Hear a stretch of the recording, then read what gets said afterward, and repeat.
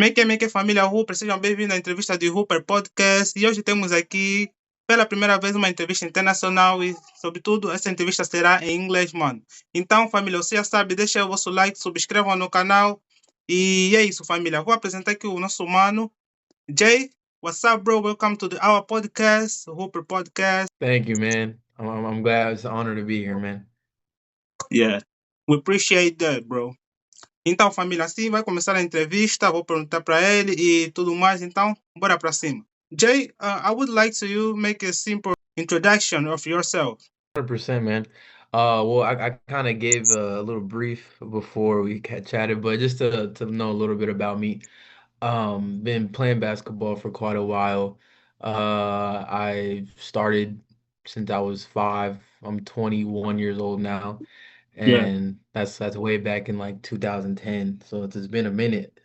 People call me, they say I'm unk status now, but yeah, I've been just hooping for a little bit, and this journey has taken me a lot of places internationally. I'm even talking to someone, you know, from Angola right now, which is crazy. yeah, yeah, Um, and yeah, just basketball has pivoted a lot for my life, turning the ordinary to extraordinary, making it my content journey, pivoting it to business. And in this conversation today, we'll be chatting about all of that, kind of dissecting the ups and downs, yeah, and me turning into or inspiring to become a pro yeah. dunker. So yeah. Yeah, Jay, I would like to know. Do you tell Mhm. us like where you grow up? What was your childhood? Yeah, Yeah, for sure. So for me growing up, I was born in Nashville, Tennessee. So it's a little far from San Antonio. It's like maybe like a drive is like maybe 12 hours. So it's a distance. It's a far place. So okay, I I like to tell people I was raised there and kind of develop my skills of just development there and everything. Was a big place for basketball, huge. Um, very great programs going on there. Before then, I wasn't really looking towards dunking at all. I was like a yeah, hooper. I was like just trying to play basketball. I was inspired by Kyrie Irving. yeah, So during that time, I was, I was short, man. I grew up very, very short. I didn't really hit a growth spurt until later in life. But um, yeah, I was inspired by that. My childhood was good though. It was good. It was very athletic, competitive. Me and yeah, my brother, everybody like in the city, in the little yeah, like Nashville was like I was like outside of Nashville, so it was a small city. But everybody in the small city there, they were very like athletic. So there are a lot of athletes, like American football and basketball yeah, was just very prominent there. So yeah, my childhood was good. I enjoyed it. It made me an athlete that I am today for sure. yeah, yeah. Yeah. What is the first time that you fell in love with basketball? Um, that's a great question. The first time I fell in love with basketball was probably like in the first grade. Yeah, first grade. So I Yeah, was playing basketball for 2 years to fall in love. So like when I was like 5 and 4, it was just like something I was doing, like yeah, just to yeah, do outside of school. But then when I made a project about Michael Jordan when I was young. So my mom wanted me to do it. yeah, And she was like, "Yeah, do this project about this guy. He can, jump really high and all that." And then I had to like do like a whole poster about Michael Jordan yeah, and then kind of talk about him and his just aerodynamics, just him as a different athlete. So once I saw that, I was like, bro, people can like fly, like people can legit like just jump like that. And that's where I kind of got my passion, especially he was just an elite athlete. So that's where I started to get my love, and then just seeing people in real time from Tennessee, from where I was from, just like being able to hoop effortlessly, seeing it in person. Ooh, I was like, wow, this is crazy. Yeah. Yeah. Jay, do you think you said the you are like watching all the time Michael Jordan, you have a choose of Michael Jordan. So do you think the Michael Jordan and Kyrie Irving were the biggest inspiration for you to start playing basketball? I mean, I was already playing basketball, so it was like I was already doing it regardless. But there were like some drivers and like inspirations for me to Yeah, continue. Um, Aside from their skills, they had very good personality. So they had very good like personality traits. They like off the court, they were good people, especially like Kyrie Irving, like off the court, he's a great person. And those traits also like I was inspired by because they were just humble people. So it was just very good looking up to them, and then kind of using that as a driving factor. But obviously, like I mean, the goats like LeBron, LeBron is tough. Like that's one of my other motivators. During that time, that's when D Rose was going crazy. That's when I was like around that time. I was like 2012, 2011. D Rose was going crazy. I Dwayne Wade. I love that crazy athlete. I play like him. I used to play like him when I was for sure in high yeah. school. Um, but who else? As a When we're talking about me young, those are the people that come to mind. But yeah, Russell Westbrook. Yeah. To what time do you realize the basketball was something real serious in your life? Probably like maybe maybe like around like I think third grade around that time was when I was like, I want to do something with it. So I was inspired first grade, but third grade I was like, man, I'm going to like do something with this because I was very gifted like amongst the peers I had in elementary school because you could tell the difference, and I kind of was very skillful because I put more work into it from a young age. So third grade, I was like, okay, there's something, I'm good in this, and I think I'm gonna kind of go far in this. But once Y- I came to Texas, that's when everything changed. Yeah. Yeah.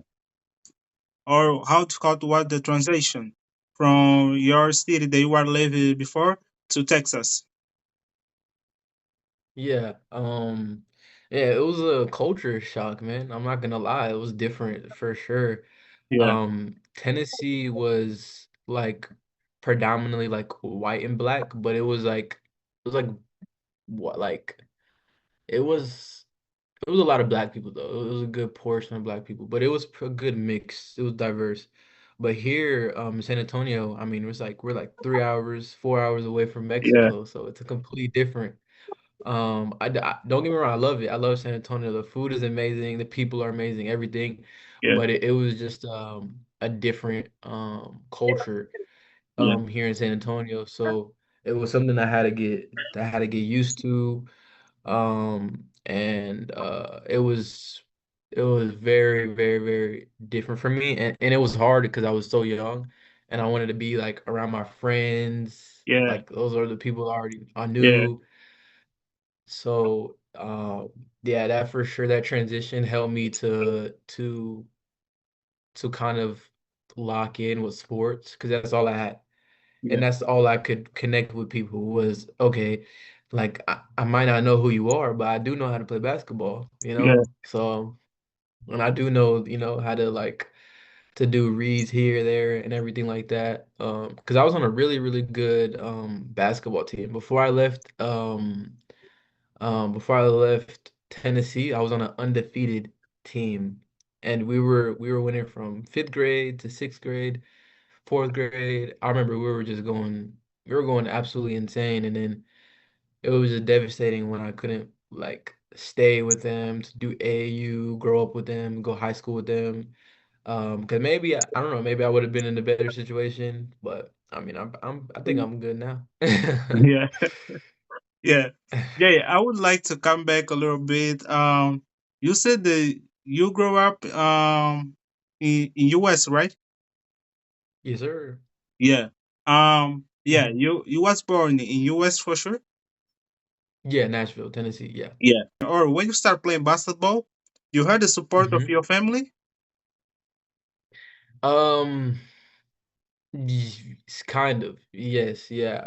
I grew up in a single parent household, so it was just my mom and my brother for real. Like, my pops wasn't really in my life like that. Yeah. But I had a little bit of support. I had a little bit of support in the beginning to like my aunt is the reason why I started playing basketball. The reason why I do everything dunking wise. Yeah. Cause she told my mom, she actually gave my mom some money to invest into to getting us into a league. I think for the first couple seasons, maybe like a season or two. I'm not too sure, but she was like, get those kids playing basketball. You know, they're East African, they're tall, they're gonna be something one day. Like Yeah. she invested and she was like, you need to do something with them. And my mom took that initiative and she did the sacrifices as much as she could. Um, but I know if I would have had a masculine figure, like a male role in my life, like pushing me a little bit more, I would have been in the league, guaranteed. I would have been like there. Um, and I still believe to this day like I can go professional, but it's just now I want I want to do the endeavors of dunking, like of professional dunking. That's my goal now. Yeah. Yeah. Awesome. Awesome. Jay. hmm Did you ever think about giving up? Give up? Oh yeah, for sure. It was not an easy road. I had a lot of distractions. I was not perfect at all. I'm like Yeah. any other human, man. And I can say that the it was close, to for a lot Yeah. of things, a lot of situations, and I feel like it's prominent for mental health as athletes because people don't advocate it as much, but um, you don't gotta be the greatest in the world. It takes all mental. It's all of that every day. So if you're determined for whatever you want, you're gonna figure out a way to do it, and you have to have an ambition very, very much different from anybody else because you got to know you are different from everyone else, and you are the only one that can like really, Yeah. really the only one that determines your path is you. So for me, that was the mindset that kind of was able to pivot me from there. But yeah, 100%, man. I'm human. I most definitely felt like giving up a lot. Yeah. Yeah, I would like Yeah. to understand a little bit from high school playing right play. I gotta talk right now about high school, playing high school, then college. So how was hmm Jay in college, in high school? High school. Yeah, Man, that was a different athlete right there. That completely pivoted, man.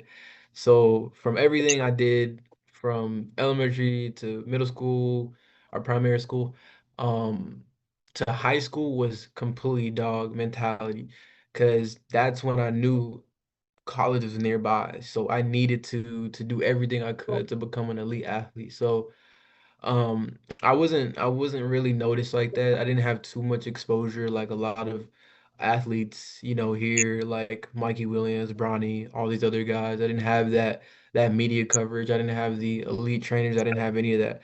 But I did have like a heart mentality.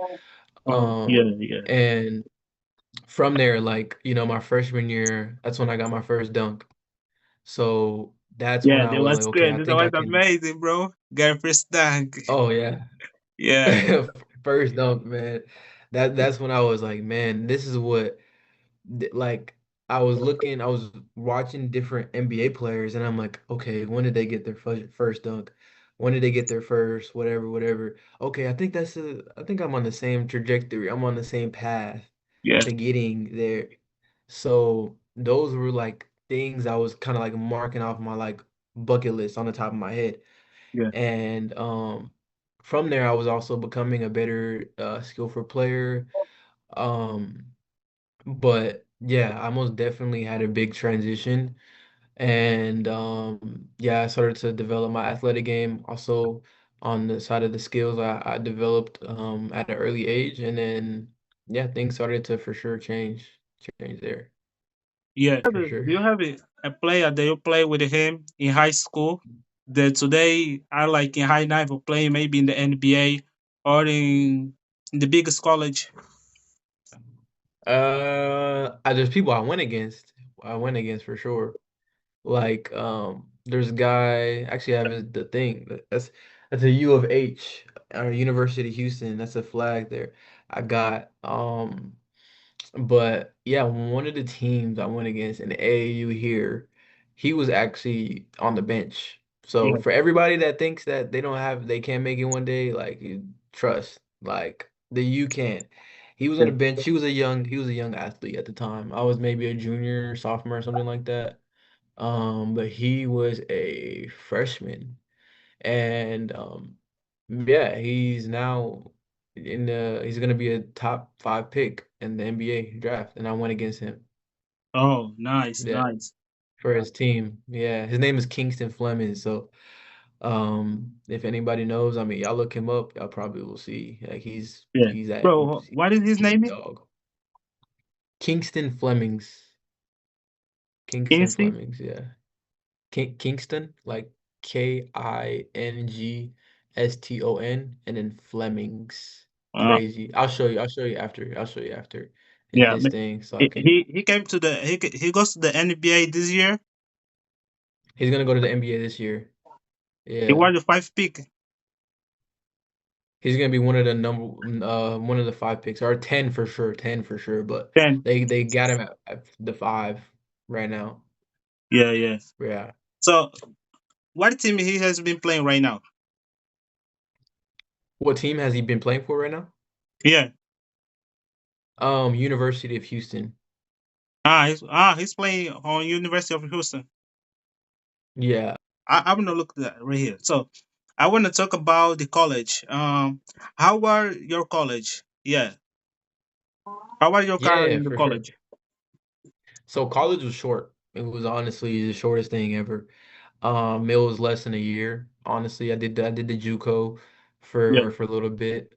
Um, I took a last chance U route, so I kind of skipped over some important information yeah, about high school that I didn't let you know. So as much as it was good, it also had its downfalls. So as I was telling you before, I struggled with a lot of injuries starting out from middle school.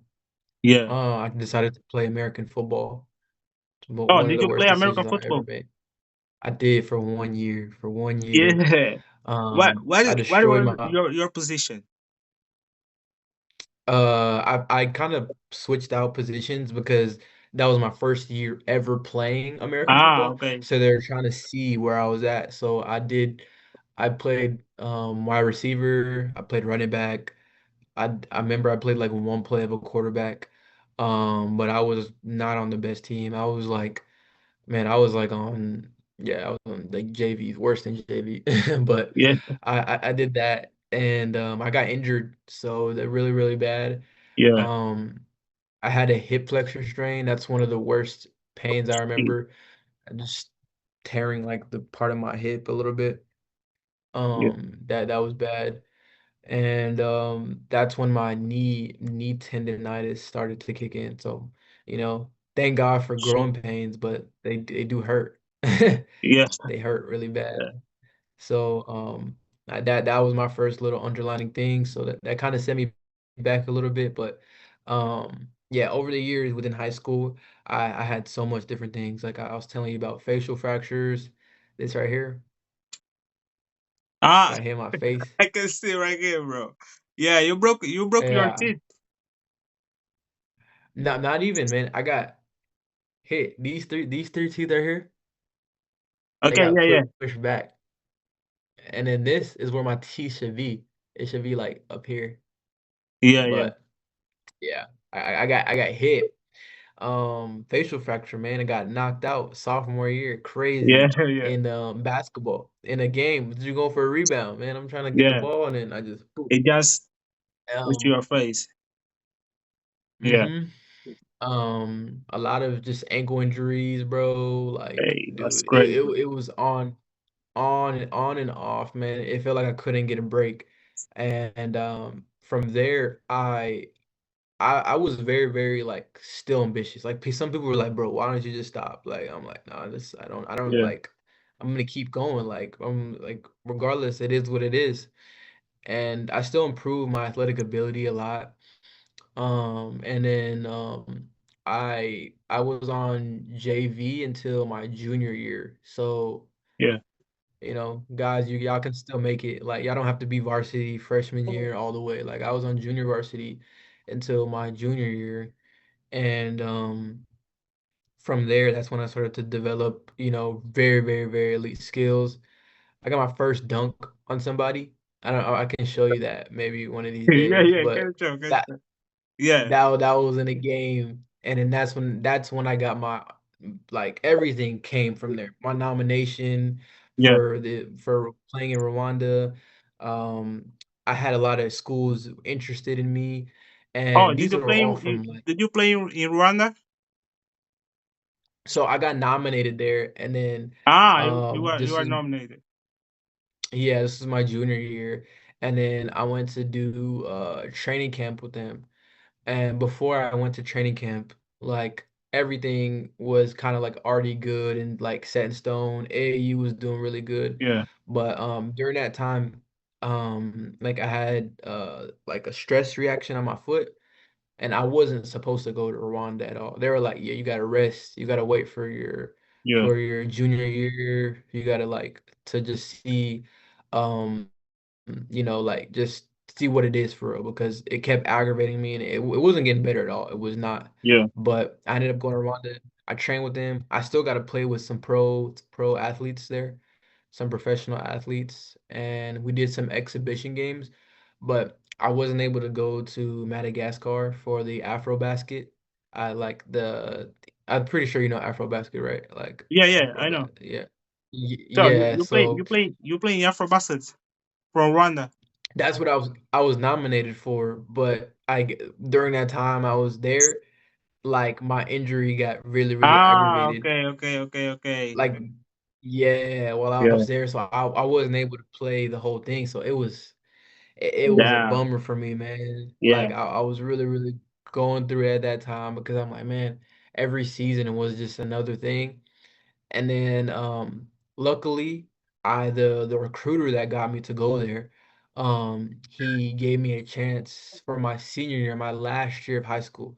I was supposed to get a reclass. Like that was my goal. My goal was to reclass so I can get more time and yeah, more development to get to college to go to like maybe a D1 yeah, or maybe D2 or something like that.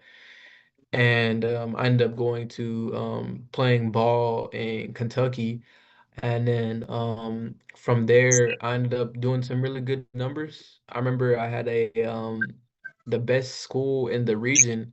I had a double double. I had 16 points and 16 rebounds. That was like one of my best games because I was doing really good for where my body was at, the positioning yeah, wise and everything like that.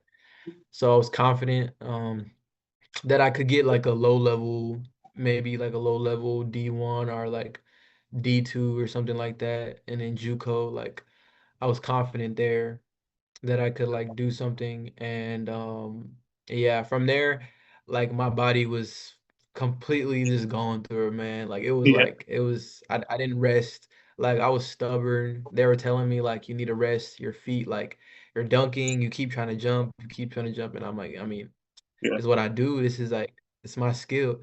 Cause for me, I wasn't like I like to tell people like if I had a better IQ in basketball, I would have made it to the top level.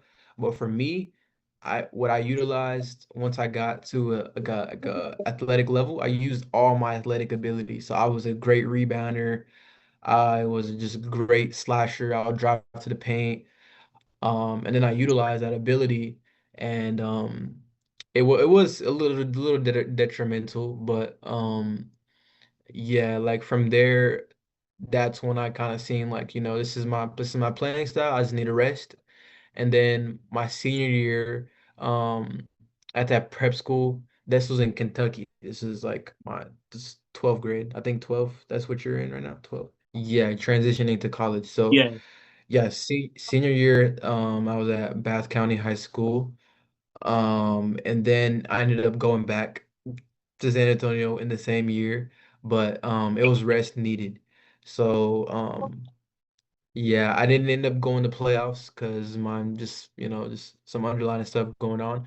But I was able to rest and then kind of get my vertical back in place, kind of improve it a lot, yeah, back to where it was kind of to where I was like, whoa, I can actually like jump a lot higher than I thought. yeah, Because maybe I was like at a if I wasn't mistaken, probably like at a 34 to 35 inch vertical, like during that time. And then I remember I took a break from going to college before, and then I was training. I was doing AAU at the time too. yeah, Shout out here, the States have a great AAU program. So I was doing that. And then from there, I put some really, really good numbers at a local tournament here. And then I got looked at by local JUCO junior colleges here. I tried out for a couple. I yeah, tried out for two teams. And then I had a good look with San Antonio College here, and then Northwest Vista College, and then San Antonio College wasn't like they liked me as an athlete, but they already had a lot of athletes that they had lined up. So from there, I ended up, kind of taking my stuff to Northwest Vista College, and then I ended up pursuing, going school there. I had a scholarship and everything yeah, over there. And I also was a paid work study, so I was getting paid a little bit there too. And then kind of all like paid off. It wasn't the highest elite program, but yeah, it was good development for where I was at because I had a lot of setbacks and stuff like that. And I want to let people know this too because it's important because like as much as support you have, I mean, everybody has support as much as they yeah, have their own. Some have more, some have less. But try to put yourself in situations to succeed, you know? So sometimes it's taking yourself from environments that drain you, don't put yourself in toxic situations or don't put exactly. yourself in situations that you know aren't going to help you become a better athlete, a better dunker for you, for example. Yeah, yeah, Like you got to put yourself in situations where the alignment is straight on what your path is. And what helped me after high school was realizing and reflecting all those years that I kept going and injuring myself. Because honestly, like if I was at an elite level and I had a lot of great support and I cut out the distractions, I could have did for sure, protocols, sure. to not get as injured and recover my body, but I wasn't thinking like that. So as much as everything like I'm saying sounds like a sob story, there's good news to this, guys. Like, there's great things that come from this because you get to learn. But the transition now, kind of the pivot was going to college. So going to college, I had like one more little injury, but it wasn't crazy. It was like maybe it was minor.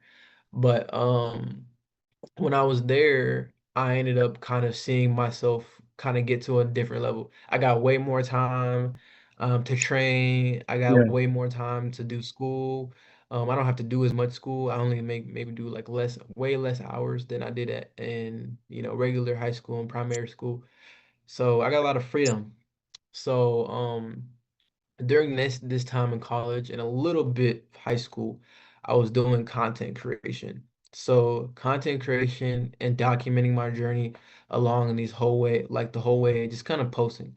And if you're an athlete and you're watching this and you're a young athlete, you need to post. Try to get yourself out there as much as possible.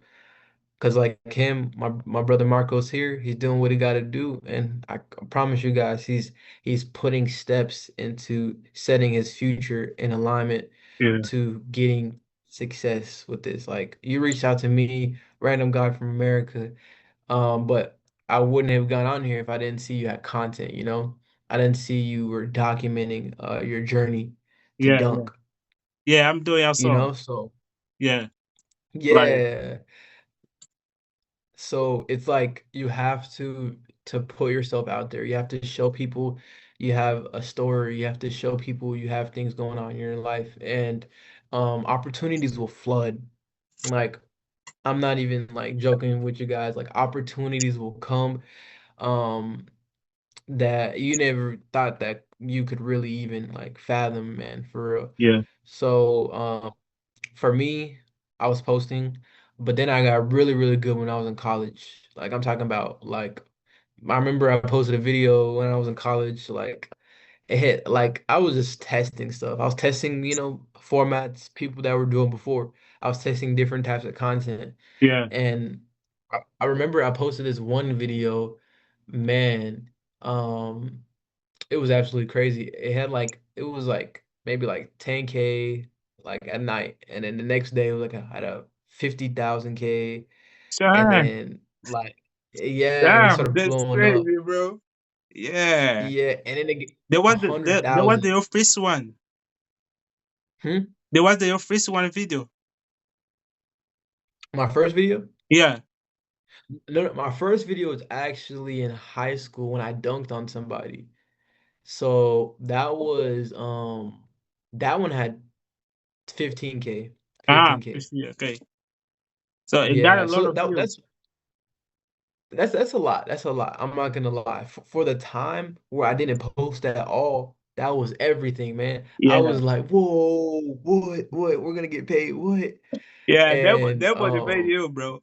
That motivated you to continue to post. oh yeah, yeah, for sure. Yeah, that day I was like that because that was my junior year of high school. I dunked on somebody, and then that was my first post. Like I Yeah. was like, wow. Like I was that was the day that I told myself I was gonna post for it. Like that was the day. Yeah. So that's why I was telling you. I posted a little bit in high school, but I made it serious when I went to college.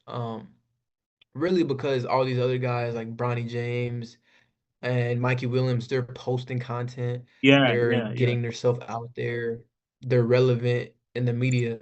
So I knew if I didn't do that, like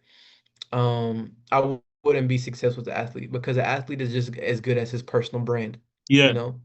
Yeah. That's like Because if you the identity of the player. Because if you look like yeah, player like LeBron James, Kyrie Irving, Stephen Curry, they are famous, right? But if we look to those guys, we gotta understand that wow, they post a lot, and a lot of people would just think like they just post like there's that like a vibe or something like that.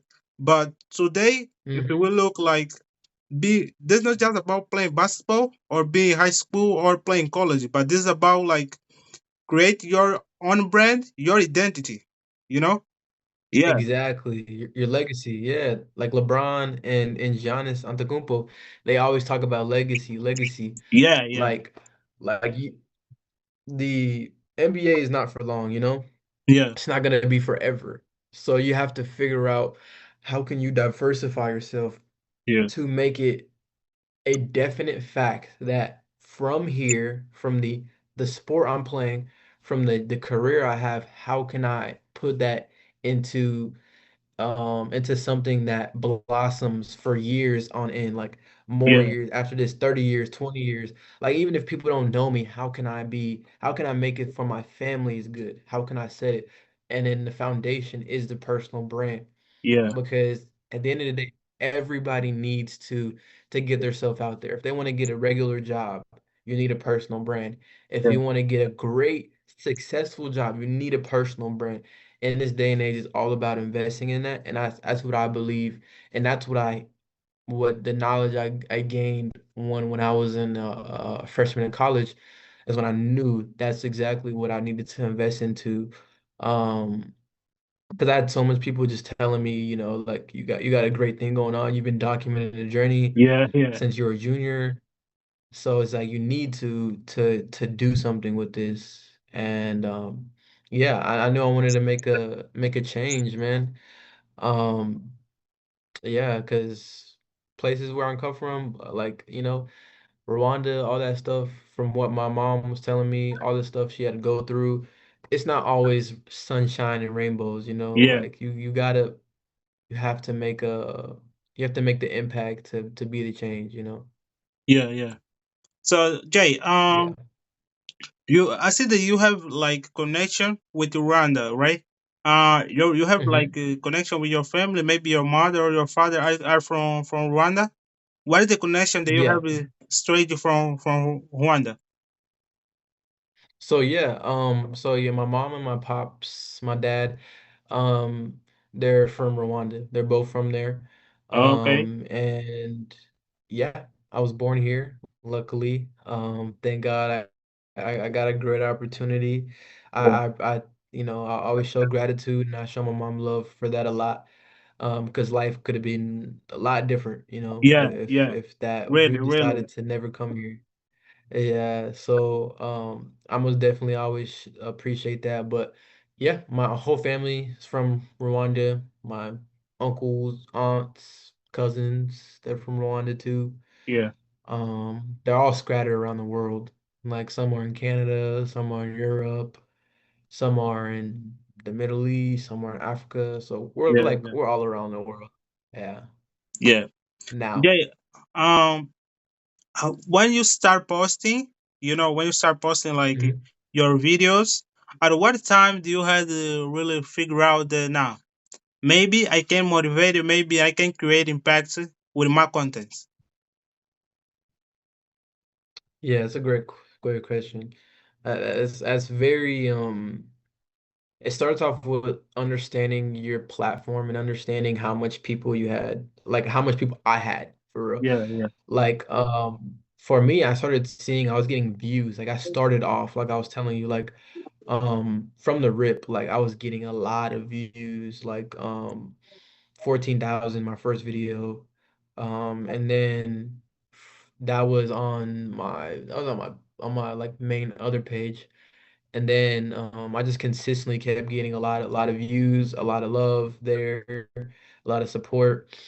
And then when I was in college, I was just posting, I was just posting content, man. I was doing anything to blow up, a little bit. So from there, I realized that I had like principles to myself that I enjoyed helping other people. I enjoyed helping other people find their yeah, story, find who they are, find their identity, um, make an impact.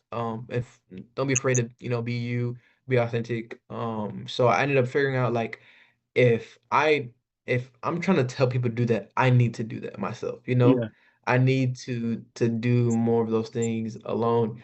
So that's when I became a lot more intentional. And over the time now to this day, I'm a lot more intentional with it. But in college, I'll say that's when I was like, okay, I need to be more intentional because the views they don't matter. Like it is what it is. They'll be there. But how can I leave an impact for Marcos for you to continue your dunk journey and for you to have an impact for what you want to do, for you to yeah, keep yeah, going with your yeah, goal. Like that is more impactful and inspiring for me than it's making a lot of people just laugh. Like just do all this. No, if I can inspire you to continue, that's a lot more valuable to me. yeah, bro. Because I think when we create impact, we are also say guys like guy, if I can do that, you also can do that. For example, me personal, I'm recording like my journey, became a professional dunk like hmm 5'5". At the first time, people watch out like, nah, you are crazy, bro.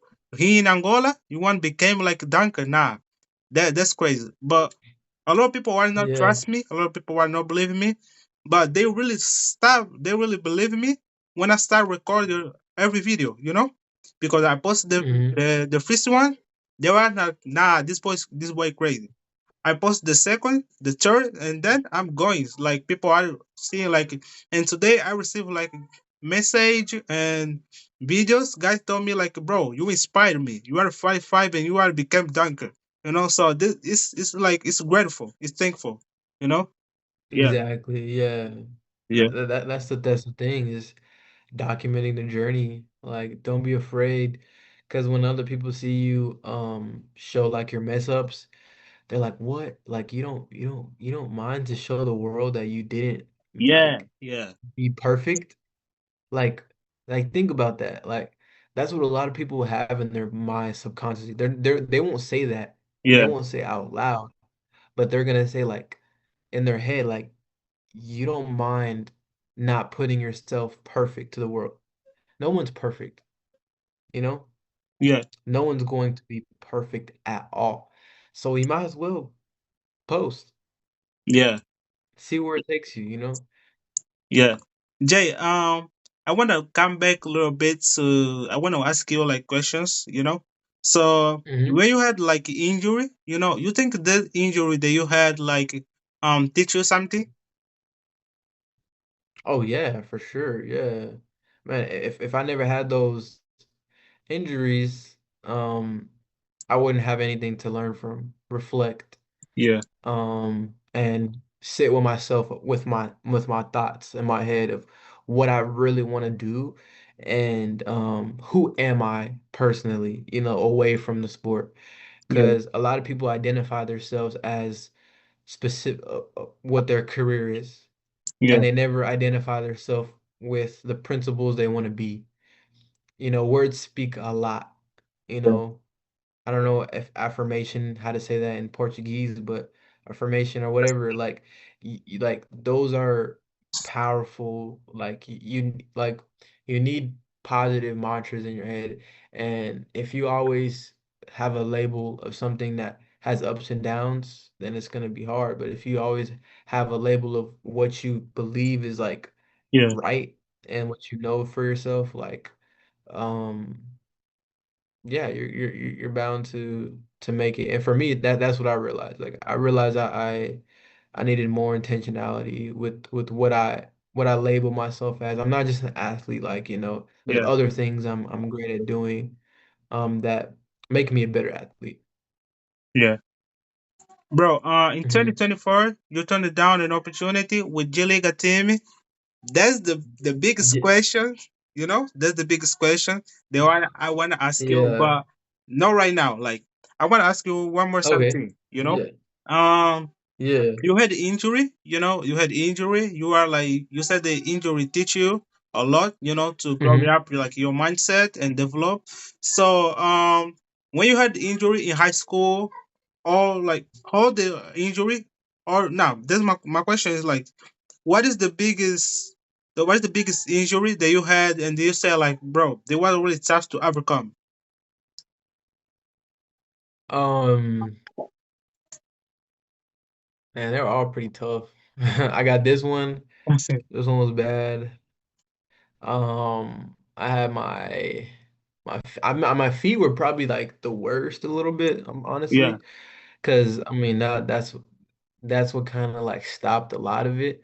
But I was towards the end of my career, but or my high school basketball career. But um it's kind of hard to say, man. Because I had my knees, they were always, my tendonitis, they were always there the whole time. Like they were always hurting, but I just put those little the bands, the bands Yeah. you put Yeah. on your thing, on your knee. And those helped out a lot. But yeah, I would say my feet for sure were the problem because they used to get better, but then they got worse, they got better. So Yeah. it was a pain that really um required more rest than others, and it wasn't something like a ankle sprain to where the time. Like it Yeah. was just I was just it was just aggravated and stressed, and I jumped a lot. So yeah, that's the one I for sure can say Yeah, that was the worst. yeah. Yeah. So when you overcome this injury, you have the same confidence. For example, like you had injury, or you are like, nah, maybe I can be the same guy. Because when we are Hmm. playing, we know the maybe one day I can be hard. I can hurt myself, but you don't really know like what is the moment, why the right moment or something like that. So uh when you had this Yeah. injury that you said it was the most serious injury that you had ever, so you lose your confidence, or you are like, nah, I can be the best guy. I'm confident on myself. Um, yeah, I'll be honest, like in those moments, um, yeah, it's dark, because you're like, dang, man, this is Yeah, my energy. This is where I put a lot of my stuff, and I'm not able to do it. Like, I have to just stop. Like, what do I do now? Like, like you do, lose a little bit of confidence, but to build it back up, you yeah, know? yeah, And that's kind of the metaphor of an injury, because that's quite literally what an injury is you breaking. So your body has to build it back up somehow, but yeah, your mentality also does the same thing. So I mean, that's a great question. Yeah, so I would say that, yeah, it's you do have a sense of not having as much confidence, but you have a different outlook on where to build that confidence from. Like, where else can I have that confidence? And that does go a long way for sure. Yeah. yeah. Uh right here is the moment. That's the moment, bro. That's the moment. That's the moment that I was expecting for a lot of time. So, Jake, Yeah. did you in 2024 you turned down an opportunity with a G League team? Why? So yeah, man. Kind of back to what we were talking about, man. I had a Yeah, lot of uncertainty. And uh my recruiter never let me down, man. Everything he said he was gonna do, he was gonna do. I yeah, remember waking up in the morning one day, he sends me a text. He's like, I got an opportunity for you for a G League team, and there's a place where you can stay, where you can train to be there with them. He never told me to pay a dime, so I don't even think I would have to even pay a single thing. This is when yeah, I was in college there. Uh, and I just actually texted him recently. I showed him what the dunk I did, but um, I just I texted him and I let him know, and then I ended up giving him a follow-up text, and I told him, like, I don't think I want to continue with the endeavors. I appreciate everything, and from there, like, our conversations were more shorter than usual, but yeah, I just told myself, I wanted to go all in with content. I took a risk, because uncertainty is always going to be there. yeah, Uncertainty is going to be there as an athlete, right? You're going to get injured, right? yeah, So I told myself, if I don't invest into the other side of me, through my personal brand, through my knowledge and yeah, application of the skills I need, for sure. um, basketball, you know, well, it's always gonna be there. I'm still young. I'm 21, but if I can develop these skills, these will be really, really good. But um, yeah, a couple months after that, about a year, that's when I was like set to become a pro dunker Yeah, yeah. and to do that. That's good. I think Yeah. like we gotta like follow our purpose. Because for example, me personal, I was playing like I think in 2023, for example, I started playing basketball with my 6 years old.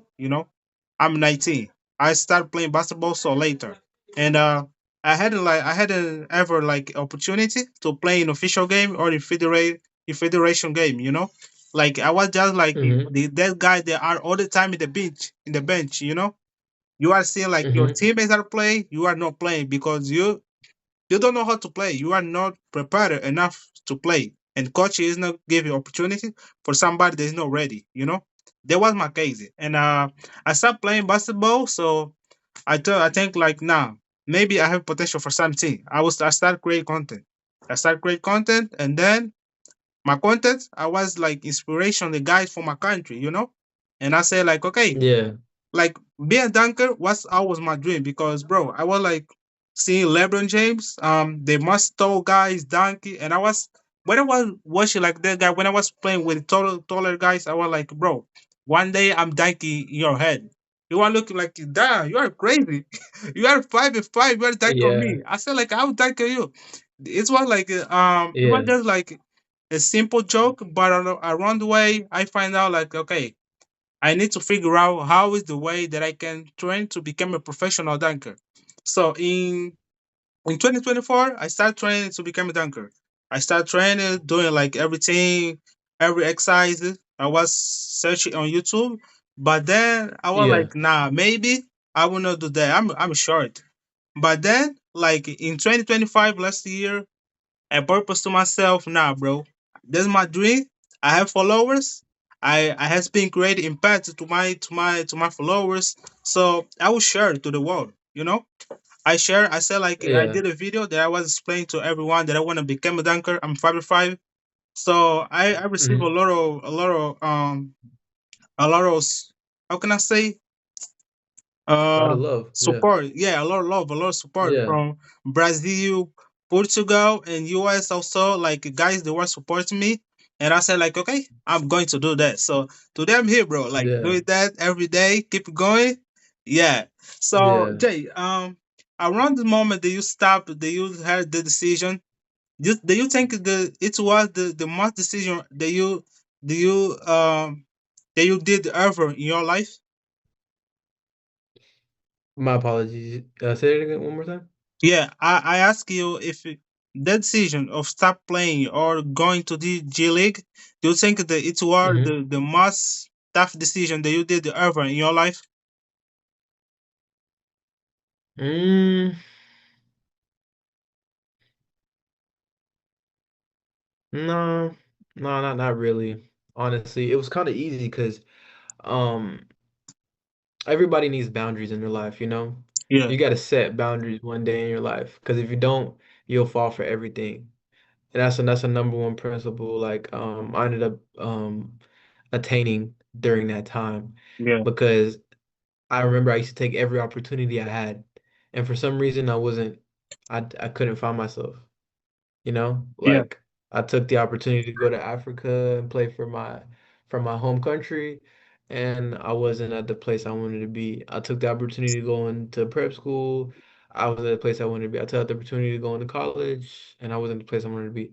And I realized it's not up to the opportunity, it's up to me, you know? yeah, Like, I'm the determining factor of what happens in this. So I knew if I would've did the G League or not, like, I still have to there's still gonna be tough decisions I'm gonna have to make, but this isn't the necessarily the toughest one because, this could either be something that feeds me or something that doesn't, but regardless, I'm still going to achieve the goal I set in stone, and it's to document my journey and help other people do the same. So that's a purpose then that's a servitude I stand by for sure. yeah. Jay, like when you talk like to your mom, like mom, I'm not going to play no more. Like your brothers, every your family around, they maybe told you like, bro, you are crazy. You are stop doing what you love the most. What is the reaction of your family? Yeah. Yeah, my mom has always been a supporter of me, not just the athletic side of me, just me in general. Yeah, So she's like, man, if this is what you want to do, just know like now you need to lock in, you need to pay bills, you know? You either invest in knowledge and application or you work. So right now you need to do some things to get some things going, and then we need to get some things kind of going there.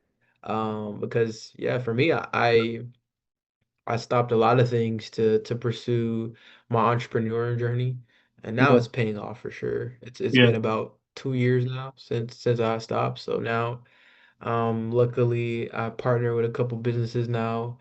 that I work with that kind of fund some things going on in the back end. But um, yeah, for me now though, it was a risk. Both were a risk. Yeah. You gotta take a risk regardless in life. Once you, for you, Marcos, you're gonna have to take a risk because you're about to graduate. Are you graduating? Are you already graduated? No, I'm not yet graduated. Okay, so you got one more year. So Yeah, one more so year. now One it's more like year. Yeah. after that, it's a decision that you have to make. What risk are you willing to take? Because there's a risk of taking the risk, or there's a risk that costs more by not doing anything at all, Yeah. Yeah.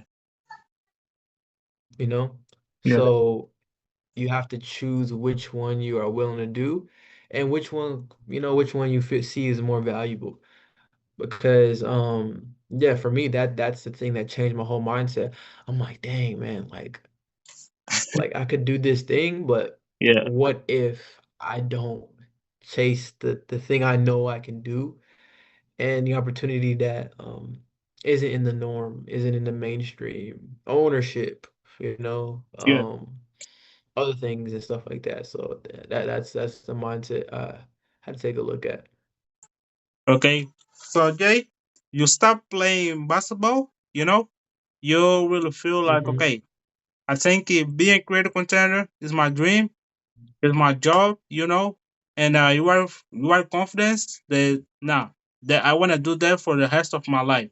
So Jay, what were your first, My first viral video. yeah, your first viral video?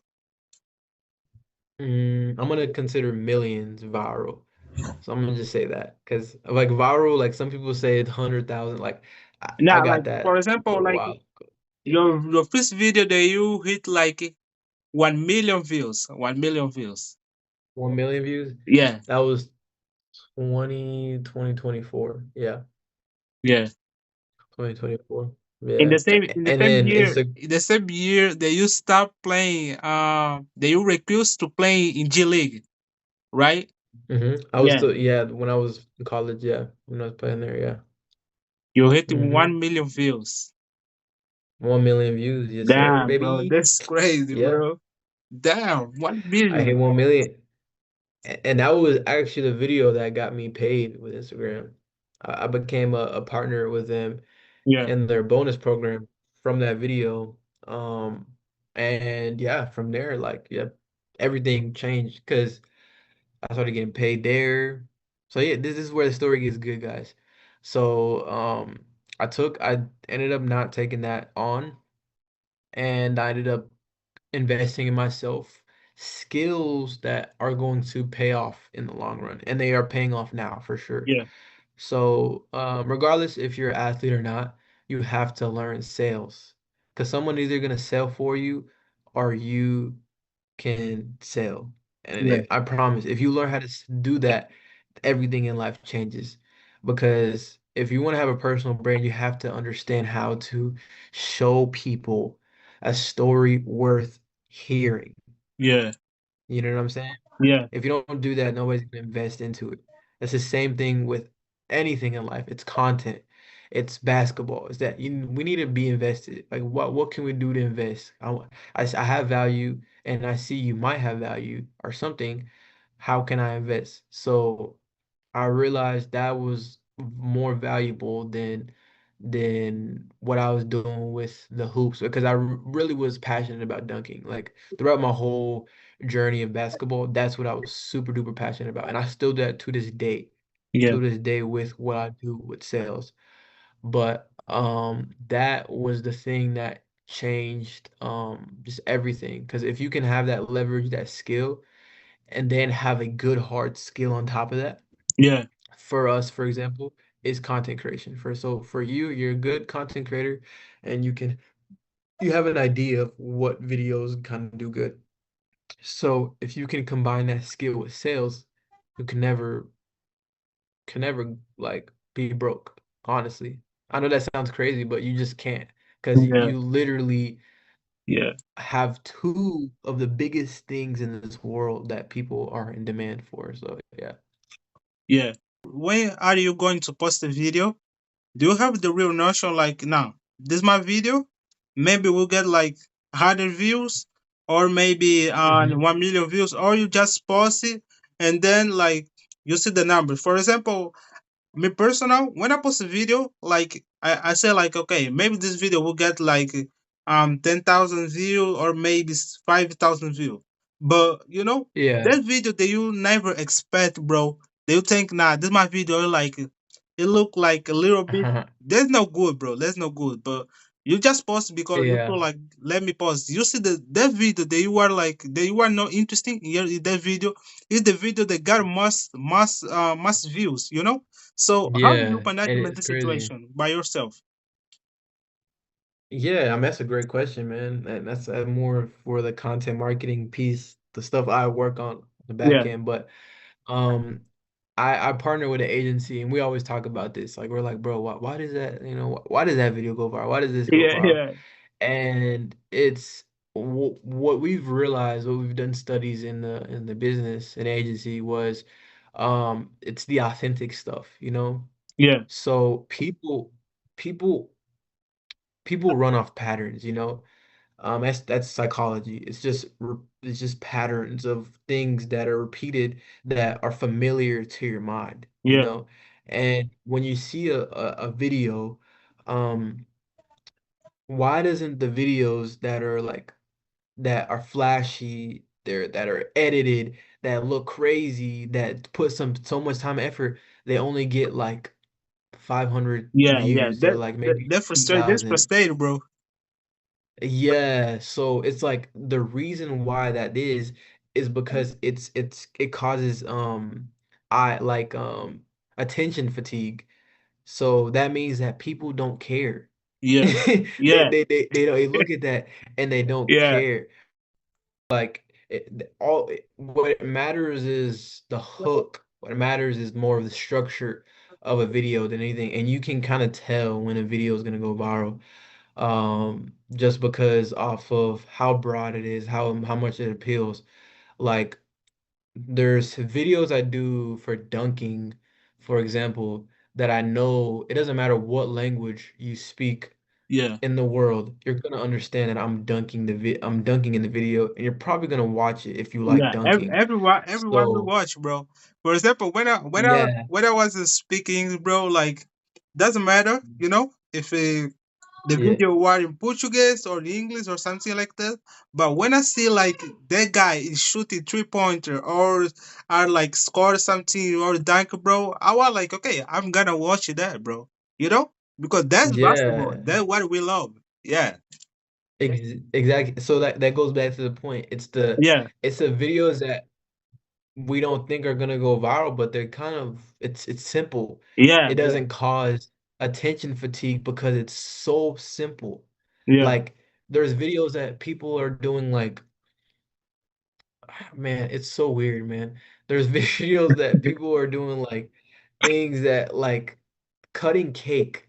Like there's a video that I know that a person just okay, cut here, cut here, yeah, yeah. cut Got to here, hear. and then cut here. And there's a person on the other side of the window saying, okay, cut there. Yeah, And then you're just watching that the whole video.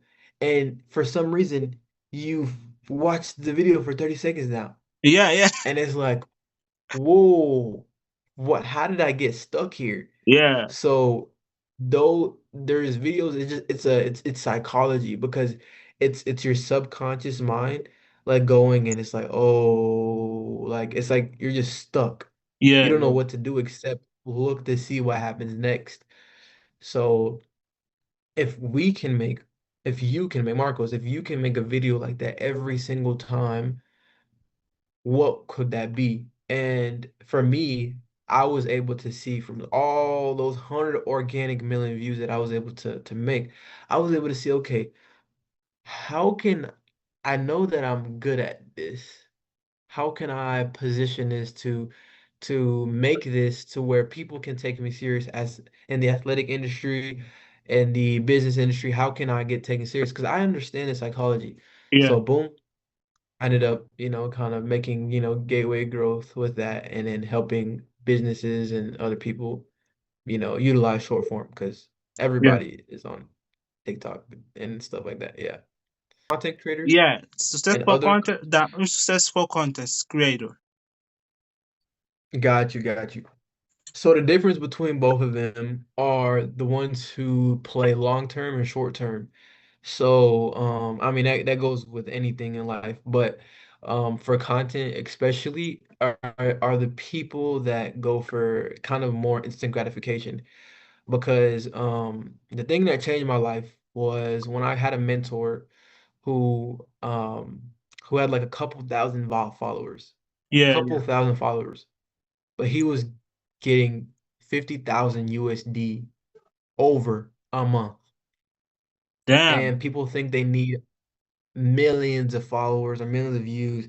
No, no, no, no, no. That's not the case. That's not the case at all. Yeah. Yeah. That's actually BS, respectfully. Um, the thing when it comes to a successful content creator is understanding that you're creating an ecosystem, Yeah. you know? Yeah. Like there's people that are invested into you. They support you, right? You know, Yeah. like Yeah. is that true, Marcos? Like they support you. Yeah. They Yeah. support you on your My journey. followers They support me.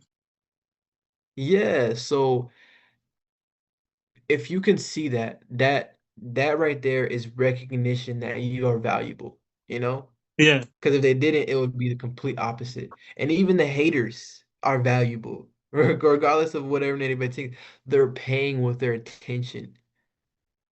So the thing that separates the successful creators from the other ones are when they realize that they can't make this a full-time living and with the little bit of views that they have and a little bit of followers because the biggest thing to content and a successful content creator is the ones who just post, don't reiterate.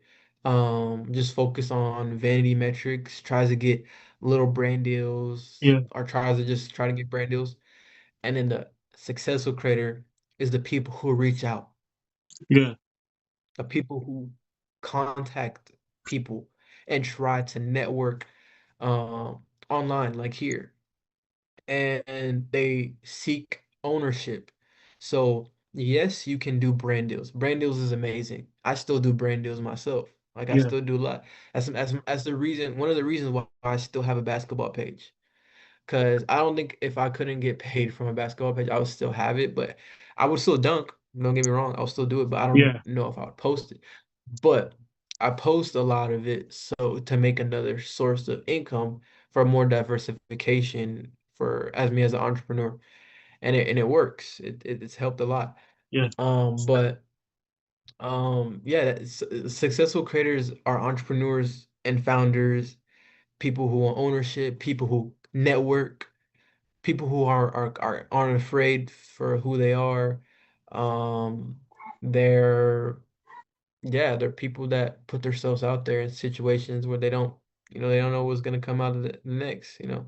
Yeah. Yeah. So Jay, I have just like two questions, and then we are going to the business and the getaway growth. But no, right now, not Okay. right now. But okay, Okay. my next question to we finish this about content creator. Let's see, what advice do you give to Mhm. someone trying to build an audience today? What advice do you give is Um, for someone that are trying to get audience today? that's a great question. So, trying to find the audience. Yeah, First, go with who you are. Well, who are you as an audience member? You know, yeah, like where do you see yourself as? Because that's gonna make it 10 times easier, the whole process, instead of finding some random audience. You know, because me personally, I'm not gonna make makeup content. I'm not gonna put no blush on me. I'm a guy. You know, I yeah, don't yeah, know. I don't like. I know the audience that's there. It's probably females but I'm not gonna curate to something I don't belong. So first, if you want to make an audience, try to curate to make it 10 times easier. Like, who are you as an audience member? Like me and you, we're probably in the same demographic when it comes to my basketball page, yeah, and it may be entrepreneurship. Is for you to put yourself out there, you got to be inspired by business. I yeah, believe yeah, so, Marcos. But um, for you in general, though, like as a basketball player. You and a dunker, we probably both watch Isaiah Rivera, Yeah, yeah, I know this you guy. know? This is You know, incredible, yeah, we bro. I don't probably lie. Yeah, exactly. We watch Mac McClung, the yeah, NBA player that's, booming, crazy. So we have a same curated audience. So if you're trying to find an audience and you're stuck, first look at the person in the mirror, like you are the audience yeah, as well too. And from there, then it makes it 10 times easier because this whole gameplay is about to change everything. yeah, So if if you can't find your audience, go follow J underscore G3ZZY and yeah, join my yeah. Yeah, community it's important, it's because important. So, I I was talking Português, I was talking Português. So, então, família, okay. o dia aqui vai falar sobre as suas redes sociais. Também vou colocar aqui as redes sociais dele. Jay, please, can you talk your mid social? Yeah. So Jay Gêzzy and the Gateway Growth Inner Circle is a personal brand community helping founders, creators, and entrepreneurs. Yeah, just feel free to go on my link in bio and boom, you'll go straight to there. Yeah, I will also Yeah. like put on your mid social right here, like that guys Okay. to follow you. So, Jay, Okay. how do you? Awesome. Yeah. So, Jay, the last question on this theme, like, yeah, on this, how can I say, like, uh this topic, yeah, last one, this topic. Mm-hmm. So, Jay, Mm-hmm.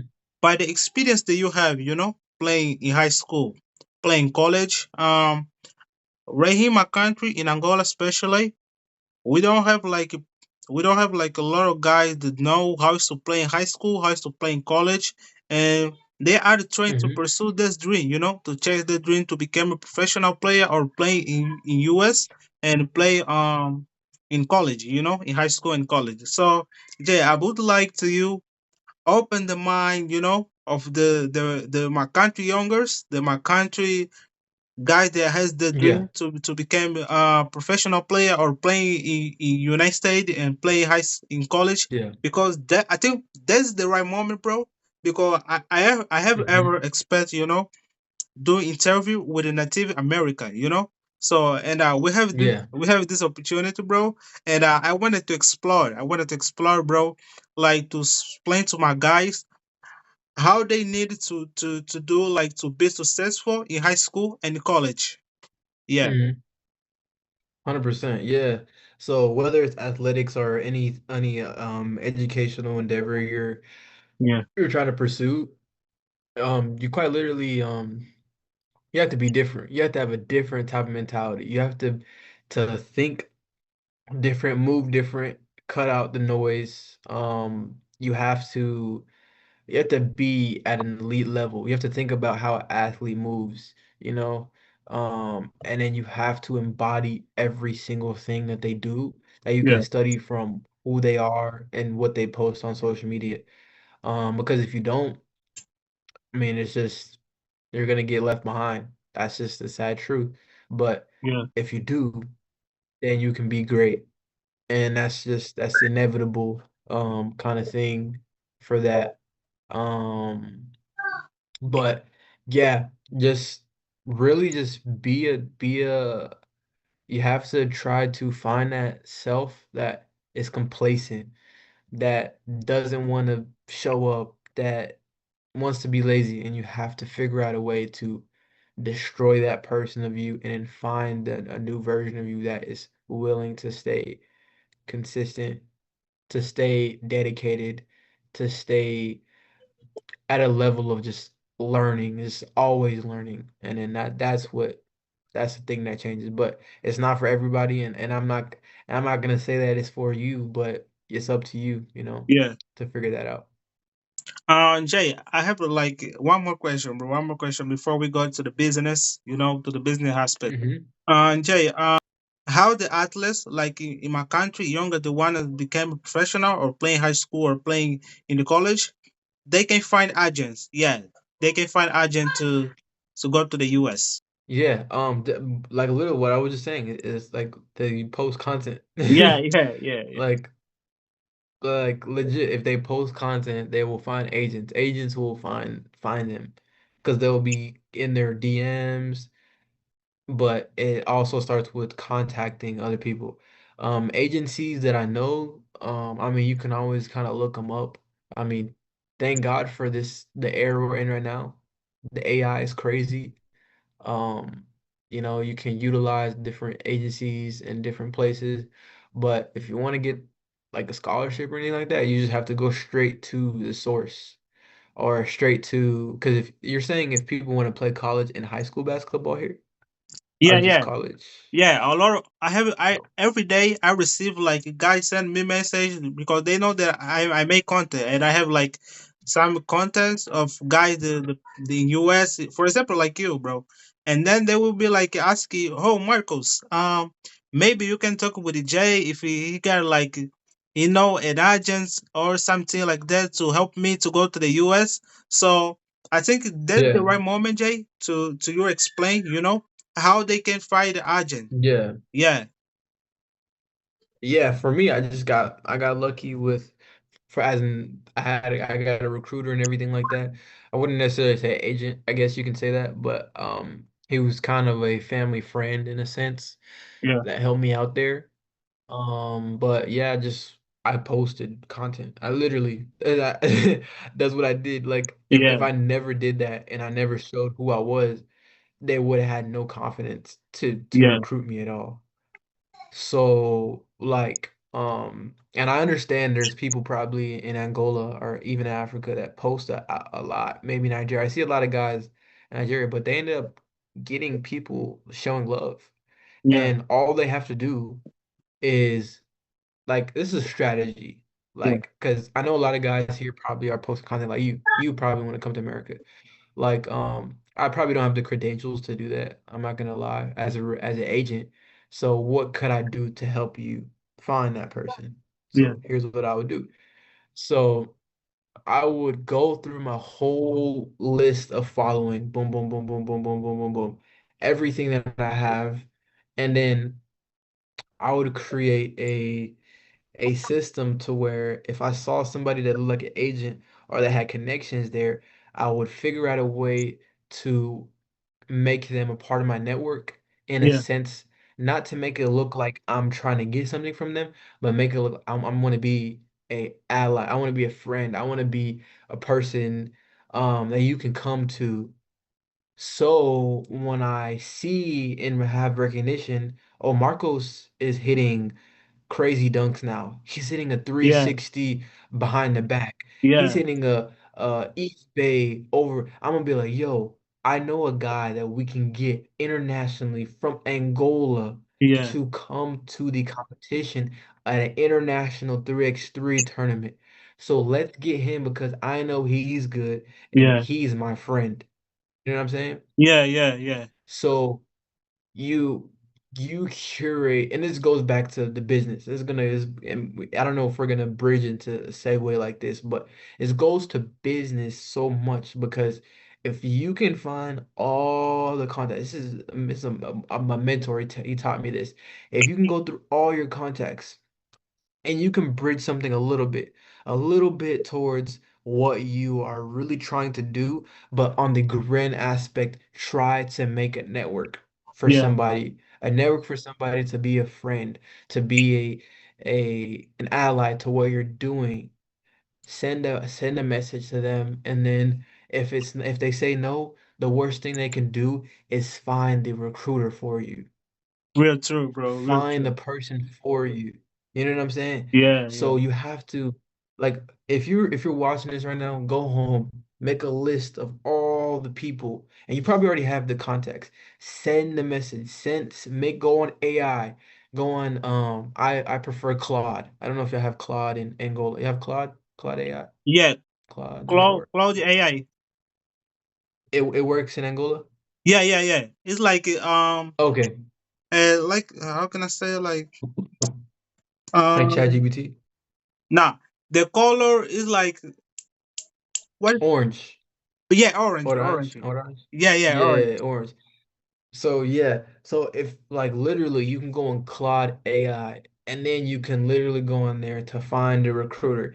And I'm probably gonna have this in my community, so feel free to go in my link in bio. I'm gonna have it there. I'm gonna make a free resource for contacting anybody of your interest, of your opportunities. It's gonna be there to Yeah, send out. So just join that. But other than that though, if you can do that, that's the thing that changed. I had my one of my closest homies, he didn't want to get recruiters, he wanted to get brand deals, and he was a dunker. yeah, He did the same system I applied.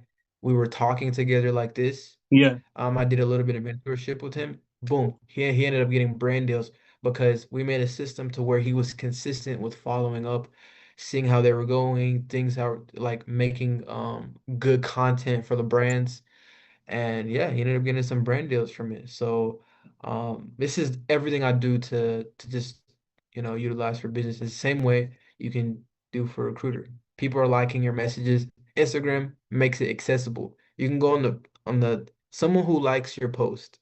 yeah, You can go see and you can go message them. yeah, yeah. Bro, you took something that is literally true, you know? For example, I see your video. I remember like how I contact you, bro. Like I see your video on Instagram. You know, I was say like maybe you're like three guy. You know, who are donkey, and I see like damn, this guy is amazing. So I post your video in my story.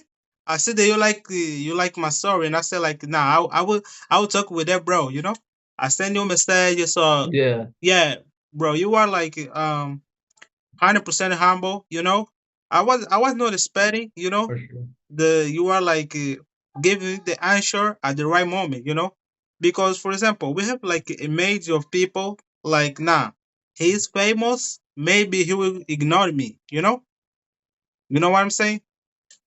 Yeah, Yeah, 100%. You would think they would, but if they're good at what they do and they're a good business owner, they're gonna contact everybody they will. yeah, Like yeah, for me, I I would never have the business I have now if I put people on delivered or put people on read. People yeah, like that, they want to be too Hollywood, and that's the thing that makes it successful and a miserable creator. Miserable creators think that they're going to eventually find the best brand deal one day. It's going to come to them.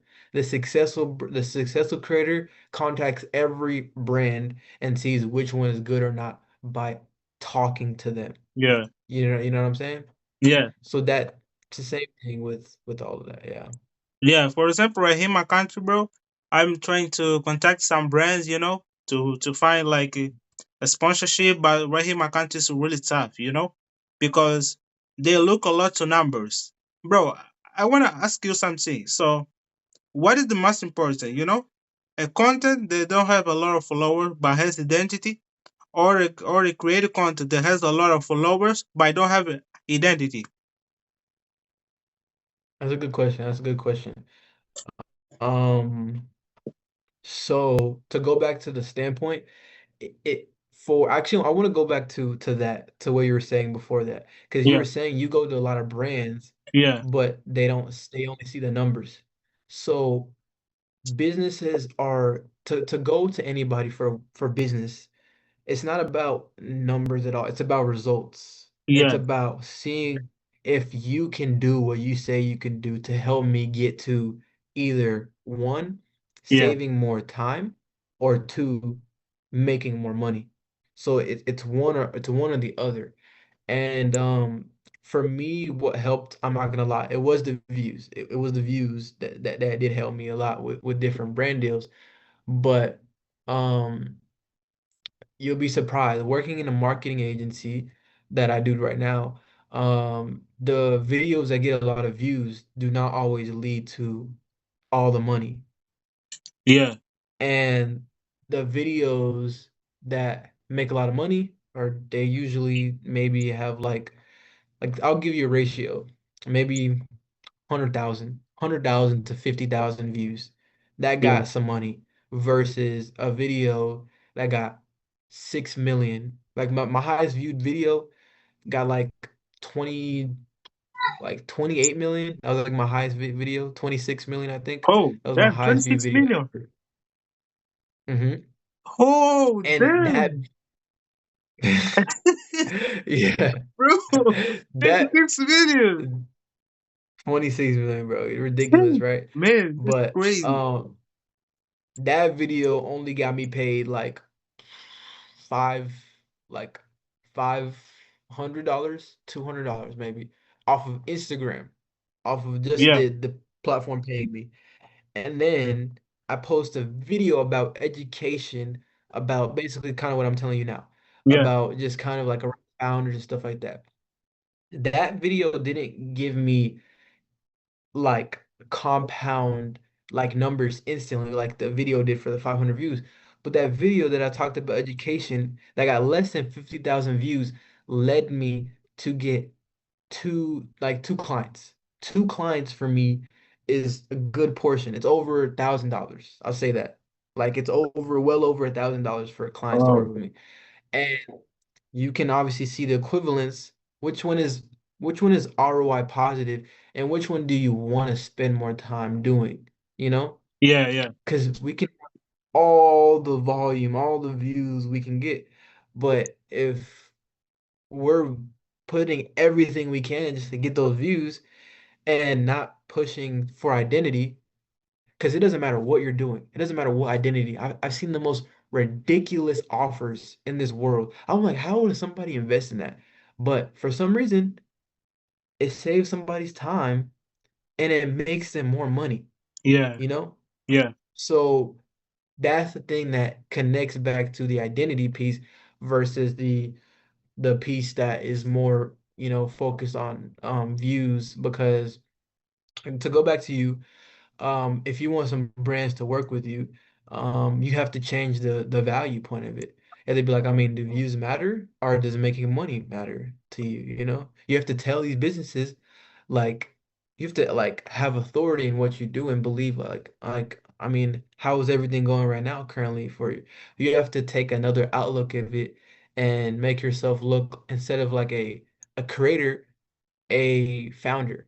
Because if you can make yourself look like a founder and entrepreneur, which all creators have, creators yeah, are just entrepreneurs. It's just a creative way of saying entrepreneur, a creator, because you are creating your own like source of income.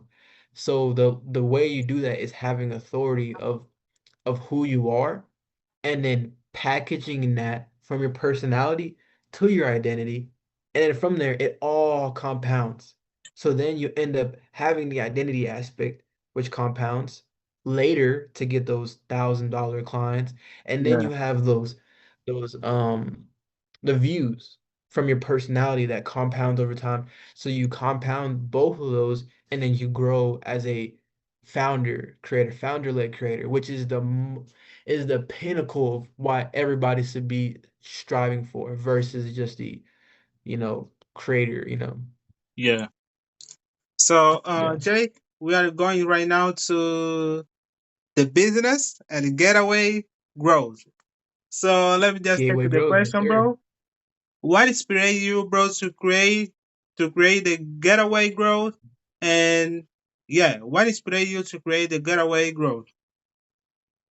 Yeah, so yeah, gateway growth was something I imagined early when I was a freshman I came up with that concept. So this is like maybe 2 years, 3 years in the making.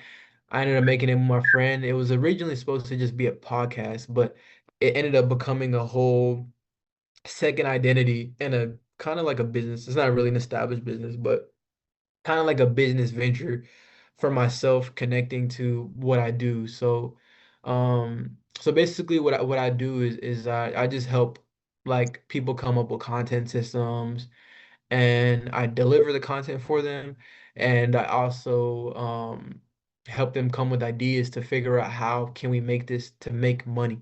Not only get this to make a lot of views, but what can we do to make it predictable? And that's been my standpoint for a long time. And the community is just based on helping founder-led creators, entrepreneurs, everything like that, just figure out better ways to make actual cash flow, build wealth through content creation, figure out ways to actually network with right people to see what we can do to partner that Yeah, makes sense. And then also just a community to kind of, bounce ideas off of. So that was my main goal was to just have conversations like this, like me and you were having. Like that was my main goal of Gateway Growth, like Gateway Growth conversations. And if you look, you've probably seen some YouTube videos, maybe. I don't know, maybe you've seen bro. some videos. You've maybe seen some YouTube videos of Gateway Growth. You can look up when you Ah, get the your chance. video? I can send you. Yeah, I have podcasts like Yeah. this a little bit Ah, for sure. yeah. I see your But interview, and also I had to see a video that you were talking about. Video that got like 6 million. You were saying like this video got a lot of views, and this video sells. You know? Yeah, yes, I see that in yes, your video. yeah, Yeah, and I see like that yeah. for that video. I understand. Ah, okay, he worked with Marty and IL. You know? Yeah, yeah, Yes. So I help just businesses and creators in general just figure out ways to yeah, to learn, like, what we can do, because this is the biggest thing in our society today. We have a lot of these around, but we can't utilize these as leverage. A lot of people don't know how to make a lot of leverage out of it, and then that's my goal. yeah, And yeah, it's bigger than just phones, but it's just figuring ways to yeah. to help just people just find more flows of cash flow. Started from zero. Why do you should they focus on first?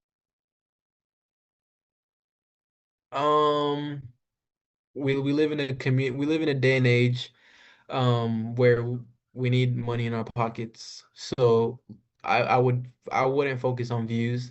Um, I quite literally the opposite. If I were to start back over, I would not focus on views at all. I would focus on being intentional. I would make good content. I'm not saying don't make good content, but I would position to be more centered around contacting brands, Yeah, getting yeah. good with communication, with contacting brands and communicating with them there, because that's the thing that's gonna change everything. If you can get good there, with communication, outreach, and then get good with a little bit of content, not too much, because once you start posting too much content, you get lost Yeah, in the sauce. yeah, You're like, oh, I got all these views. Like, I'm gonna get a branded. No, no, no, please, please, guys, do yeah, not. The these companies, these platforms are paying a lot of other people. I promise you're gonna get your ad revenue. You're gonna eventually get there. I promise. You will get there, but it's not end all be all. I told y'all earlier, I had a video that hit 25 plus million views, yeah. and I only got $500. That's crazy, bro. Yeah, that's like That's what do not you say? Like we have video that got a lot of views and don't sell. You know, and we got a video that yeah, got a little bit views, but he can sell. You know, yeah. I think that's the exactly. parameter. You know, yeah, That's a fact, man, and it's important. And I want to go back to that because it's like, if we don't understand that as people, um, and then we're always gonna continue doing the same thing, and it's gonna cost us way more time. You either take the risk of chasing the opportunity. an advice for every younger that wanna become professional. Yeah, for sure. So, yeah, if you want to become a elite athlete, and just be successful, just in general, is to have a mindset, um, unshaken and disciplined again. Be consistent whether if you feel motivated or not motivated, and just not caring what anybody else thinks about your goal, because you're the only person who can get there and be able to achieve it. So, yeah, don't be afraid about what anybody else says. There's always going to be haters, naysayers, all those type of people. So just continue to have a relentless fight for the thing you truly believe in, make sure hopefully it's moral, but obviously as an athlete, that's a pretty moral thing to do. So yeah. And then number one thing, God, for sure. Keep that number one. Keep that number one in your life. Have faith. Yeah. Have faith. So Yeah. Jay, we are going right now to the top. Yeah. Now it's time to the first break round. 10 quick question and one answer. So Jay, hmm LeBron or Jordan? we gotta go with stats, LeBron. LeBron. Curry or Kyrie? hmm They will be tough. Curry or Kyrie? Yeah, or Kyrie. Oh, I mean, it depends. Shooting Curry, Kyrie handles, but yeah, I gotta go with Curry there. Curry. Curry. Okay. Um, Dunk or 2 pointer? Either way, you were going to Dunk, dunk. I know. Yeah, dunk. Forget that 3-pointer, man. yeah. Morning or night? Night, Night. night, night, night, night. Yeah, you sleep a lot, bro. Yeah. Money or influence? You said what? Money or influence? I'm so sorry. You said what? Money or influence? Influence. Oh, money or influence? Yeah, or influence. Um, it's a good question. I gotta go with the influence there. Because if you Yeah, got good yeah, influence, influence. you can try to get money. Yeah. Yeah. So, books or podcasts? Personally, I love a good podcast. I'm always gonna have that with me if I'm doing minimal tasks, checking emails, Yeah, clearing storage. But yeah, yeah. yeah, podcast. So, business Okay. or Yeah. basketball? Business. Business. Business, yeah. Yeah. It's something like, Yeah. yeah. I Hard couldn't play work. basketball without it. Yeah. Hard work or talent? Mm, yeah, you gotta put work in. You gotta put work in for sure. Hard work. Yeah, hard work. One word that describe you. Um, Geezy. Nah, it's fine. Uh, let's see. One word to describe me. Mm, you put me on the spot, bro. Sheesh. Uh,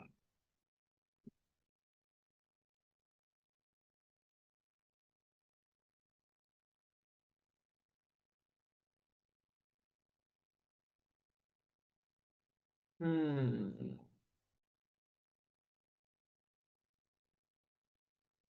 Pursue. Pursue. Yeah, that's Pursue. so. I'm gonna pursue something. I'm Yeah. always gonna pursue. So, Yeah. if millions of people were watching right now, and you could live then, with one message, what you would be,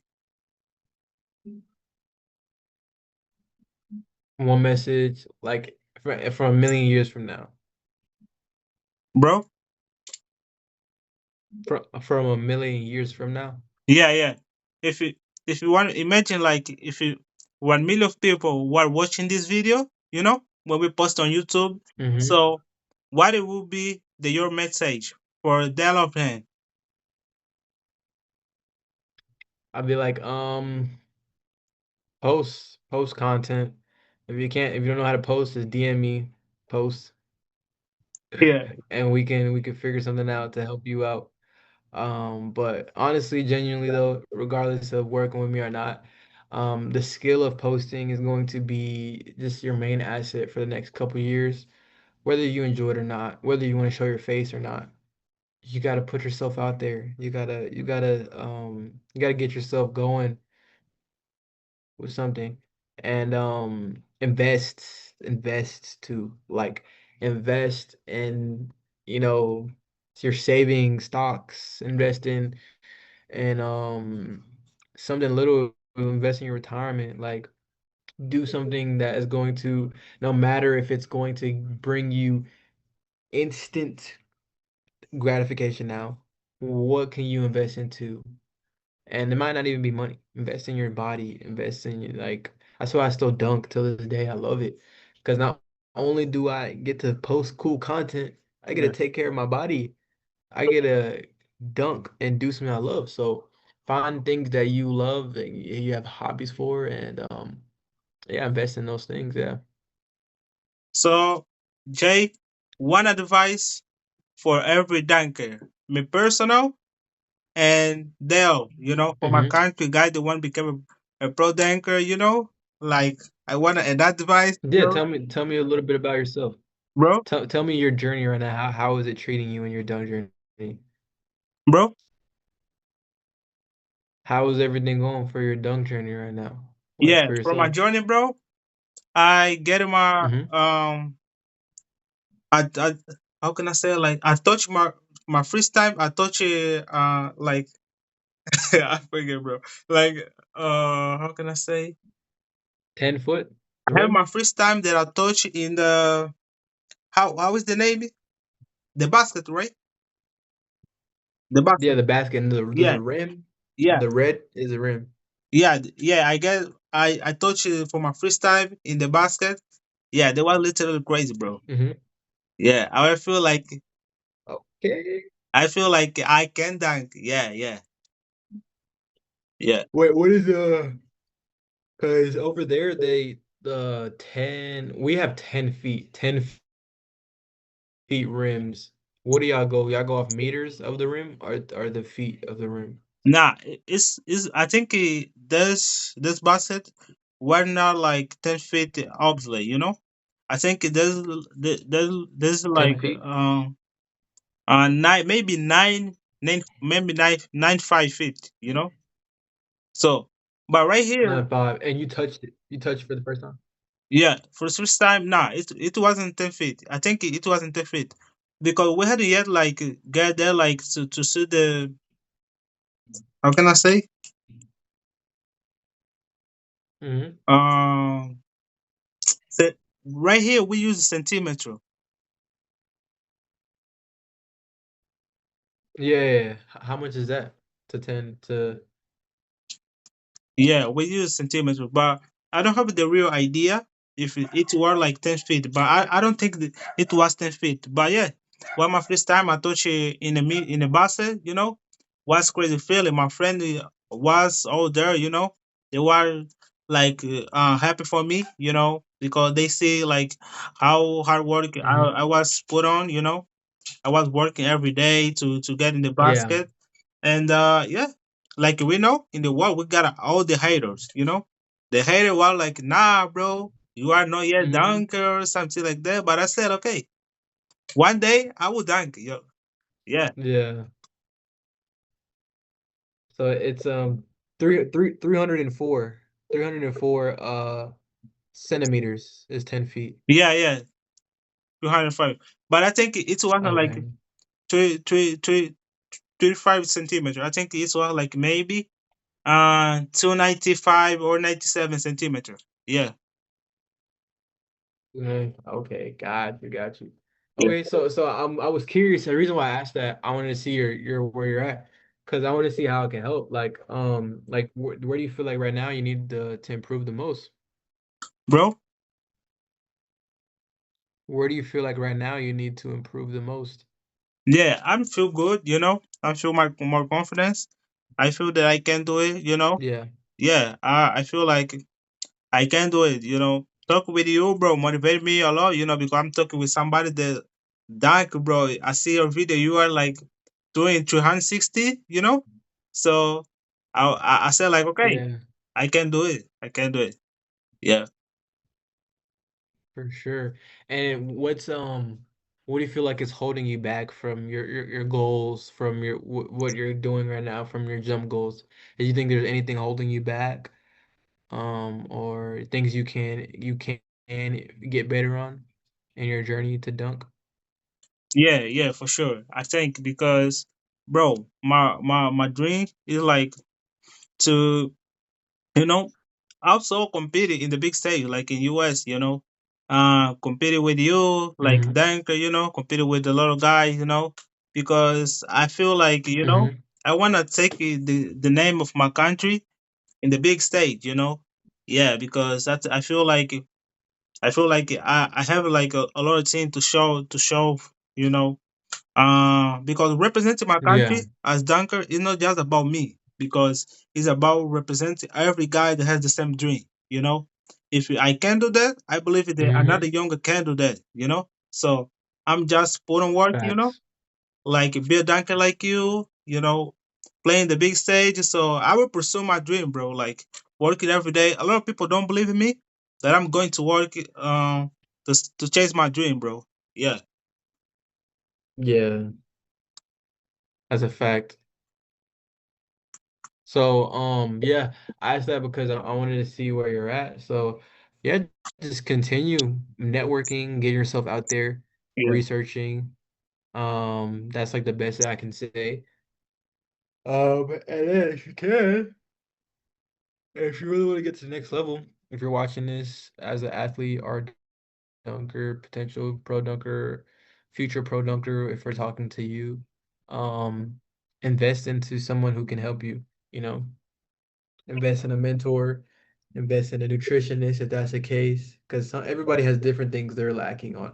Some yeah, people lack on their food intake, some people lack on their jump, some people lack on so much things, but you gotta invest something. So, um, I say, yeah, if you're a pro athlete, and you want to jump higher, or a beginner athlete, research, connect with the guys. You're talking to one right now. And a big thing too is also, I mean, for me, that's helped me a lot is resting a lot more than I used to.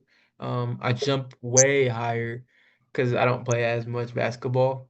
Um, just it's just the more or less you play, the more rest you get, and the higher you can jump. yeah, And then sprinting is very key. Sprinting is key. Um, Squats, depth jumps, pogo, jumps. That's good. Bounds is a good one. Those help me a lot. Uh, great core exercises like leg raises. yeah, Um, those help. I do core squats. Those are like heavy core squats. Those help a lot. I hit those quite often. Uh, Back extensions. There's a lot of stuff I just do, but if I just sum it up, lift heavy, run fast as crap, like run fast as you can. Jump max effort intent. Like, even if you don't think you're gonna get the jump, just try, try to just keep going. yeah, And then rest, recovery. Everybody has a nervous system. Sometimes we strung our nervous system out, you know. yeah, You have a nervous system that needs rest, recovery. So, obviously you can tell when you need less recovery because you don't feel as much fatigue or pain. But yeah, yeah, that's my everything I've said there has changed me to go from 36-inch vertical, 41 inches. Yeah. yeah. That's great, bro. Nice advice. Yeah. I'll send then my videos, to you analyze what kind of thing I'm doing like wrong to you Mhm. analyze, yeah, my jump. So, Jay, uh, I want to ask you something, bro. Like, have you ever participated in a competition of dunkers? Nah, yeah, man. Nah, I don't. Me personally, like, I, I think I can do it, but I need a better bag and more consistent. Yeah, Um, Me right now, because I just jumped over that. That was the first time I ever attempted to really do that. And then you're gonna get the exclusive. I didn't make it. It is what it is. But everybody else thinks, I did. But I didn't make that dunk, but I was close, and that was the first time I've ever cleared somebody to be able to do that. Or try because I don't really attempt anything too crazy. Like the best, I have a cradle, I have a 360, I have a reverse tomahawk. I guess now I can jump over somebody in windmill. It's crazy. Um, I'm trying to get an East Bay. I'm really, really, really close to that. That keeps going like in and out. Um, but it's just technique. It's a lot of technique work. So I do need to improve there, and then I'm gonna have confidence. I want to have a 45-inch vertical before I go do a Yeah, competition. So I think I'm gonna shock some people when I do that. yeah. So, Jay, Yeah. what is your principal goal, for the future as dunker? What is the place that you want to get? What we can expect it to see Jay in the next 5 or 10 years? Oh yeah, I'm gonna be elite dunker for sure. Like as much as I do entrepreneurship, I'm gonna utilize my body. I'm only 21. I'm gonna be 22 in July. So, Yeah, you um, got a lot of time, bro. dude, yeah, Yeah, Like Chris Staples or something like that. I think that's his name. yeah. Chris Chris, Staples. I know this guy. He's like maybe 6'5" or something. I think he's 6'2". He's 6'2". Yeah, Yeah, I know Chris. 6'2", 6'3". Um, he's a black guy. He's a black guy. He has Yeah, like green eyes, right? yeah, Yeah, yeah. I know this guy. He's one of the best dunkers yeah. in the world. He's like late 30s, Yeah, he's older, bro. late 30s, man. He's older, so if he's able to do that at that age, man, bro, Yeah, that's crazy. dude, ain't no way. There's no excuses, man. We're the youngest we'll ever be, and we are the most youthful and strong we'll ever be. So it's like we have to take initiative of it now, to do great things. Because for me personally, man, I know for sure I'm improving more and more confidently, as a jumper, doing some crazy stuff, man, now. So it's like it's crazy. And I think yeah, next 3 to 5 years I should be in good competitions. I should be a well-known Yeah, influencer in the dunking space. Um, for my page separate from my business page, yeah, and stuff like that. And yeah, I should be well known. Big on YouTube. I want to start doing YouTube, more stuff there. yeah, yeah, I have almost 1,000 subscribers. So yeah, yeah, go check out my dunk page. I didn't disclose that, but Geezy dunks across the board. Instagram, TikTok, YouTube, yeah, Snapchat. Feel free. I'm gonna have a great series coming up with vert trainer here soon. So I'm gonna start doing a vert trainer, testing people's verticals around San yeah, bro. Antonio. You gotta do that. Um, I gotta watch, bro. Like to improve my bounce, bro. Yeah, oh yeah, for sure. Yeah. Um, yeah, I'm probably gonna put a little bit of stuff on improving verticals. I'm not a trainer. I try not to get too much into it because when I yeah, do something, I go all in. So I don't give too much crazy advice because I feel like I leave it up to the trainers and stuff yeah, like that. But if y'all are interested in jumping and y'all want to work with somebody one on one, I actually was on a program called Bounce Academy, with some guys locally here in Texas, and I'm also part of the Texas flight crew, and they've helped a lot of athletes there. As long as myself, I was stuck from a 37, 36 to 38-inch vertical. Now I'm about a 38 to 41-inch vertical. So they've helped me stay consistent, hit crazy dunks now. I was not able to really hit before. giving me a lot of confidence. Showed me the how easy techniques are. Like they're so easy because like once you can see how high you get your head, you can do a lot of things. 360 windmills, a lot of stuff. So, Jay, então, Yeah. família, chegamos aqui ao final da nossa entrevista com Jay Nzungize, né? Ele que é o mano que fala aqui no nosso podcast. So, Jay, we appreciate, for taking your time to talk with us, showing up and, showing up about your life, introducing your life, you actually like share your life with us, we are so grateful by that, by the way that you express, that you give a lot of advice for youngers, bro. We appreciate so much, man. There was, like I say, it's my first interview with an American guy and a TV guy, and I was like, damn, maybe that would be like a crazy interview, but I was need to be confident. So, bro, what is the Yeah. grade that you give me in my English? Yeah,